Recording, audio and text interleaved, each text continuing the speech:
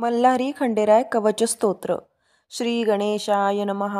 अस्य श्रीमल्लारी कवच मंत्रस्य स्कंद ऋषिः श्रीमल्लारी देवता अनुष्टुपछंदा श्रीमल्लारी कवच जपे विनियोगः। सनत्कुमार उवाच। मुनीनां सप्तकोटीनां वरदं भक्तवत्सलं दुष्टमर्दनदेवेशं वन्देऽहं माळसापतिम्। अनुग्रहाय देवानां मणिरत्नगिरौ स्थितं प्रसन्नवदनं नित्यं वन्देऽहं मल्लवैरिणं। सर्वदेवमयं शान्त कौमारं करुणाकरम् आदिरुद्रमहारुद्र वन्देऽहं सवित्कवप्रियं।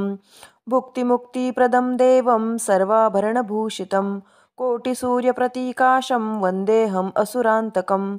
आदिदेवं महादेवं मल्लारी परमेश्वरं विरत्स्वस्त्या विरूपाक्षं वन्देऽहं भक्तवत्सलं।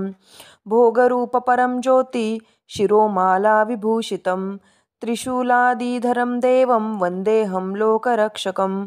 इदं पठन्ति ये भक्त्या मल्लारी प्रतिकारकं भक्तानां वरदं नित्यं प्रणतोऽस्मि महेश्वरं। वने रणे महादुर्गे राजचौरभयोऽप्युत शाकिनी डाकिनी भूत पिशाचोरगराक्षसः ग्रहपीडासुरोगेषु विषसर्पभयेषु च सदा मल्लारी मल्लारी मल्लारीति कीर्तनं।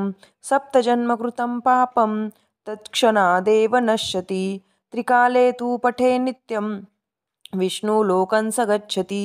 देहान्ते तु तत्प्राप्नोति सर्वलोके महीयते। इति श्रीब्रह्माण्डपुराणे क्षेत्रखण्डे मल्हारी महात्म्ये मल्लारी कवचं सम्पूर्णम्।